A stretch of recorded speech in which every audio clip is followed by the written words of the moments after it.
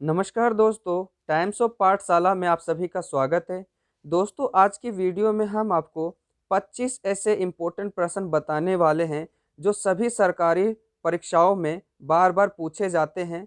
SSC, railway, banking, army और teacher जैसे परीक्षाओं में बार बार पूछे जाते हैं। तो दोस्तों, वीडियो को स्किप करके बिल्कुल मत देखिए, इसको पूरा देखिएगा, अंत तक देखिएगा। चलिए दोस्तों, पहले प्रश्न की तरफ बढ़ते हैं। पहला प्रश्न है कि सौरमंडल का सबसे हल्का ग्रह कौन सा माना जाता है। तो सौरमंडल का जो सबसे हल्का ग्रह होता है दोस्तों, वो शनि ग्रह होता है। तो इसका सही उत्तर हो जाएगा ऑप्शन ए, शनि ग्रह। अगला प्रश्न है कि रक्त का पीएच मान कितना होता है। जो खून होता है दोस्तों हमारे शरीर के अंदर, उसका जो पीएच मान होता है वो 7.4 पीएच मान होता है। तो इसका सही उत्तर हो जाएगा ऑप्शन सी, 7.4 पीएच मान। अगला प्रश्न है कि खजुराहो का प्रसिद्ध मंदिर कहाँ पर स्थित है। दोस्तों, ये जो प्रश्न है कई बार परीक्षाओं में पूछे गए हैं, खास तौर पर रेलवे के परीक्षाओं में इसे पूछा गया है। तो इसका सही उत्तर हो जाएगा मध्य प्रदेश। मध्य प्रदेश में ये खजुराहो का मंदिर उपस्थित है। अगला प्रश्न है कि सरसों का वैज्ञानिक नाम क्या है। तो सरसों का जो वैज्ञानिक नाम है दोस्तों, वो ब्रेसिका होता है। तो इसका सही उत्तर हो जाएगा ऑप्शन ए, ब्रेसिका। अगला प्रश्न है कि गांधी इरविन समझौता कब हुआ। बहुत इंपॉर्टेंट प्रश्न है दोस्तों। तो गांधी इरविन समझौता जो है दोस्तों, वो 5 मार्च 1931 को हुआ था। तो इसका राइट आंसर हो जाएगा ऑप्शन बी, 5 मार्च 1931। अगला प्रश्न है उड़ीसा का जो कोणार्क मंदिर है वो किसको समर्पित है। यानी उड़ीसा में जो प्रसिद्ध मंदिर कोणार्क के नाम से जाना जाता है वो किस देवता के ऊपर आधारित है या किस देवता का है। तो इसका सही उत्तर हो जाएगा ऑप्शन सी, सूर्य देवता। यानी सूर्य देव का जो है ये मंदिर कोणार्क मंदिर माना जाता है, जो बहुत फेमस है। तो इसका सही उत्तर हो जाएगा ऑप्शन सी। अगला प्रश्न है कि किस भाषा में अशोक का पहला अभिलेख जो है वो लिखा गया था। तो अशोक का जो पहला अभिलेख है दोस्तों, वो ब्राह्मी लिपि में लिखा गया था और बाद में इसे यूनानी और कई तरह के भाषाओं में जो है, संस्कृत और कई भाषाओं में इसे लिखा गया था। तो इसका सही उत्तर हो जाएगा ब्राह्मी लिपि, क्योंकि इनका जो पहला जो अभिलेख है ब्राह्मी लिपि में लिखा गया था। तो इसका राइट आंसर हो जाएगा ऑप्शन ए। अगला प्रश्न है क्वार्टेज जो है किस प्रकार की एक चट्टान है। दोस्तों, क्वार्टेज जो चट्टान है वो आगन्य का एक हिस्सा है। तो ये जो चट्टान है आगन्य के रूप में जाना जाता है। तो इसका सही उत्तर हो जाएगा ऑप्शन बी, आगन्य।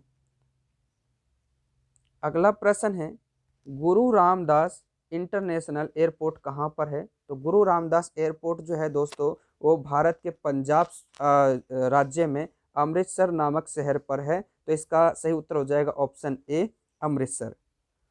अगला प्रश्न है दोस्तों कि बुलंद दरवाजा का निर्माण किसने करवाया था। बुलंद दरवाजा है जो दोस्तों, उसे अकबर ने बनवाया था। तो इसका सही उत्तर हो जाएगा ऑप्शन डी, अकबर। अगला प्रश्न है कि किस मिट्टी में पोटाश की मात्रा अधिक होती है। तो जो पोटाश होता है दोस्तों, वो जलोढ़ मिट्टी में बहुत पाई जाती है। और जलोढ़ मिट्टी जो है नदियों के द्वारा बहाव से लाई जाती है दोस्तों, इसमें पोटाश की मात्रा ज़्यादा होती है। तो इसका सही उत्तर हो जाएगा ऑप्शन बी, जलोढ़ मिट्टी। ठीक है दोस्तों। अगला प्रश्न है कि भारत में शुद्ध बोए गए क्षेत्र के कितने प्रतिशत भाग पर सिंचाई सिंचाई की सुविधा उपलब्ध है।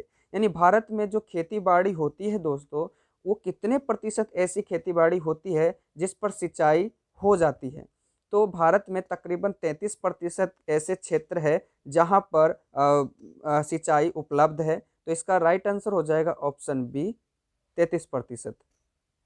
अगला प्रश्न है कि हरित क्रांति का सबसे अधिक प्रभाव किस फसल पर हुआ था। तो दोस्तों, भारत में जो हरित क्रांति आई थी वो कृषि क्षेत्र पर आई थी। और कृषि क्षेत्र पर गेहूं और चावल जैसे फसलों में बहुत ज़्यादा पैदावार जो है वो यानी कि उत्पादन हुई थी। तो इसका सही उत्तर हो जाएगा ऑप्शन सी, गेहूं और चावल। अगला प्रश्न है कि भारत में जो हरित क्रांति की शुरुआत है वो कब हुई थी? तो हरित क्रांति दोस्तों भारत में 1967 से 68 के दौरान जो है आई थी। तो इसका सही उत्तर हो जाएगा ऑप्शन डी, 1967 से 68। अगला प्रश्न है, निम्न में से कौन सा रबी फसल का एक उदाहरण है? रबी फसल जो है दोस्तों वो शीत ऋतु में बोया जाता है, यानी कि सर्दियों के समय में बोया जाता है, और गर्मी यानी ग्रीष्म के समय आते आते इसे काटा जाता है। तो सरसों और गेहूं जैसे जो फसल है वो रबी फसल का एक उदाहरण है दोस्तों। तो इसका सही उत्तर हो जाएगा ऑप्शन बी, गेहूं और सरसों। अगला प्रश्न है, गुलाबी क्रांति का संबंध किससे है? एसएससी सीजीएल का क्वेश्चन है दोस्तों कि गुलाबी क्रांति का संबंध किससे है? तो गुलाबी क्रांति जो है वो झींगा उत्पादन से है। तो इसका सही उत्तर हो जाएगा ऑप्शन ए, झींगा उत्पादन। अगला प्रश्न है कि विश्व की सबसे हल्की धातु किसे मानी जाती है? जो सबसे हल्की धातु है दोस्तों वो लिथियम को मानी जाती है। तो इसका सही उत्तर हो जाएगा ऑप्शन ए, लिथियम। ठीक है। अगला प्रश्न है कि पिलाग्रा रोग जो है दोस्तों किस विटामिन की कमी से होता है? तो पिलाग्रा रोग जो है विटामिन 3 की कमी से होता है दोस्तों। तो इसका सही उत्तर हो जाएगा option B, vitamin 3, B3 sorry. अगला प्रश्न है कि किसे सितार और तबला का जनक माना जाता है? जो सितार और जो तबला है वाद्य यंत्र है। अमीर खुसरो ने इसको प्रसिद्ध किया था दोस्तों। तो इसका सही उत्तर हो जाएगा ऑप्शन ए, अमीर खुसरो।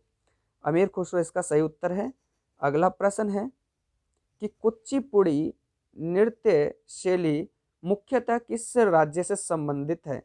जो कुचिपुड़ी जो डांस है दोस्तों वो आंध्र प्रदेश में काफ़ी ज़्यादा विख्यात है। बहुत वहाँ पर उनका प्रसिद्ध डांसों में से एक है, नृत्यों में से। तो इसका सही उत्तर हो जाएगा ऑप्शन डी, आंध्र प्रदेश।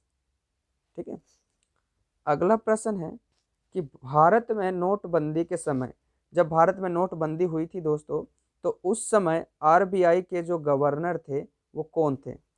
तो आरबीआई के गवर्नर जो है नोटबंदी के टाइम पे दोस्तों उर्जित पटेल थे। तो इसका सही उत्तर हो जाएगा ऑप्शन सी, उर्जित पटेल। अगला प्रश्न है कि गीत गोविंद के लेखक कौन थे? जो गीत गोविंद जो रचयिता थे इनके वो कौन थे? तो इसका सही उत्तर हो जाएगा जयदेव। अगला प्रश्न है कि ख्वाजा मोइनुद्दीन चिश्ती की दरगाह अथवा कब्र कहाँ पर है? तो ख्वाजा मोइनुद्दीन चिश्ती की जो कब्र है दोस्तों वो अजमेर में मानी जाती है, जो कि राजस्थान में है। तो इसका सही उत्तर हो जाएगा ऑप्शन ए, अजमेर। अगला प्रश्न है कि सबसे प्राचीन पुराण कौन सा है? दोस्तों आपको बता दें, पेपर में कई बार पूछा गया है ये कि पुराणों की संख्या कितनी है। तो पुराण जो है दोस्तों वो उनकी जो संख्या है 18 है। ठीक है। और जिसमें से मत्स्य पुराण सबसे पुराना और सबसे बड़ा माना जाता है। तो सबसे प्राचीन पुराण जो है मत्स्य पुराण को माना जाता है। तो इसका सही उत्तर हो जाएगा ऑप्शन डी, मत्स्य पुराण।